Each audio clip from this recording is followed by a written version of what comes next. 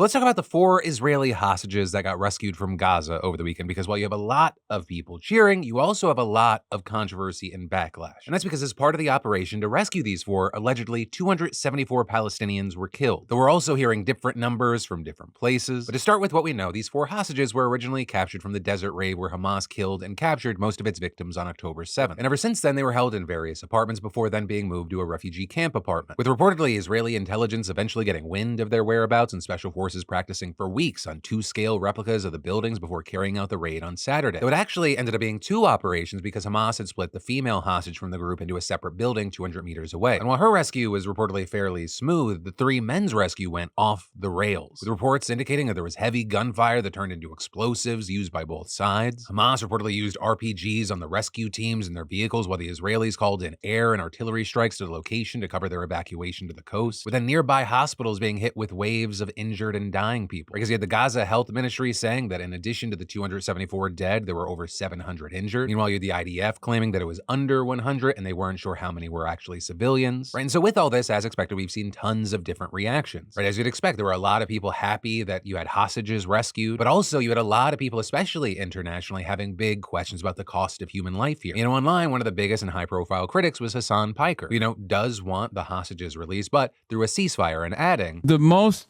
revealing aspect of all of this is something that many of you already knew in this community, which is that Israel does not think Palestinians are human beings.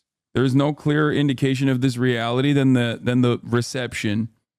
Like, it is not seen as like an insanely bloody, murderous rampage, and instead seen as a simple, successful hostage extraction mission. People just don't give a shit. You have a lot of people saying that he's right, that there are officials and outlets that downplayed the death toll and hyped up the operation. Are people pointing to the Wall Street Journal's headline of how Israel saved a hostage rescue mission that nearly failed? And Secretary of State Antony Blinken's statement when he never mentioned a single Palestinian death and just said, "We welcome the rescue of 4 hostages who after 8 months of captivity have finally been reunited with their families in Israel. The only thing standing in the way of achieving the ceasefire is Hamas." So all of this at the same time as you had other people and outlets pointing to the extreme cost of the rescue operation. Where you had the EU's top diplomat calling the events a massacre, while outlets like the Associated Press ran headlines like how an Israeli raid freed 4 hostages and killed at least 274 Palestinians in Gaza. CNN writing an Israeli operation rescues 4 hostages and kills scores of Palestinians. And one of the big things here is that all of this is kind of just the tip of the iceberg with everything that's going on. Or one of the other big pieces of news is that Israeli Defense Minister Benny Gantz announced his resignation. Gantz is a center-right figure there. He's been a longtime rival of Netanyahu. And while they've worked together for months, he's had issues with how the war against Gaza is being run. But among other things, he's angry that the far-right section of the government has a massive amount of power despite being relatively small, because without them, Netanyahu's government collapses. Which has also led to widespread accusations and speculation that Netanyahu has repeatedly blocked any ceasefires and hostage swaps over concerns that would anger the right-wingers. So seemingly, the straw that broke the camel's back for Gantz was the lack of a post-war plan for Gaza. It got to a point where 3 weeks ago he issued an ultimatum, show a plan. But that never happened, so yesterday he announced that he was out, and he blasted the prime minister during a speech by saying, "Netanyahu is preventing us from reaching real victory." And also saying that elections should be held by fall at the latest. Now, this resignation, it's likely not going to lead to the fall of Netanyahu's government, but it does force the prime minister to rely ever more on his far-right partners. And that could be risky for him because that's become increasingly unpopular.